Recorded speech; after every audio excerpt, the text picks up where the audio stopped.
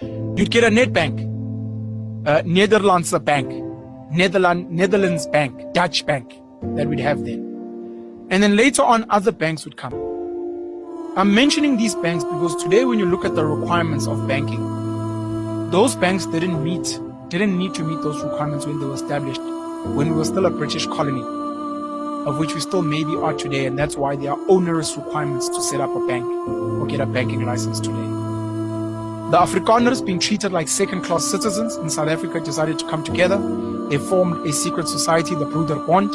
From the Broederbond, they then infiltrated government with the National Party. And one of the key things they did is that they set up their own bank, Volkskas, which is Afrikaans. Later on, Volkskas would merge with 4 other banks. It would be Volkskas, it would be Allied Bank, it would be United Bank, it would be Trust Bank.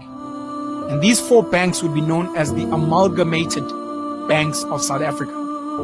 If you take that acronym, it comes up with ABSA. Amalgamated Banks of South Africa, ABSA, the biggest retail bank in South Africa today. From ABSA, we got other banks, of course. When you look up the requirements for a retail bank in South Africa, one of the key requirements is that you need to have 250 million rand in cash. That is unencumbered. It is not in assets. It is not linked to investments. It does not serve as collateral somewhere. 250 million rand cash. Standard Bank, First National, Nedbank, the big banks never needed these requirements. The 250 million, which already excludes 99.99999% of all South Africans in ever even thinking of launching a retail bank, is apparently one of the easier requirements. There are regulatory requirements that will ensure that sometimes even if you get a banking license, keeping it becomes incredibly difficult.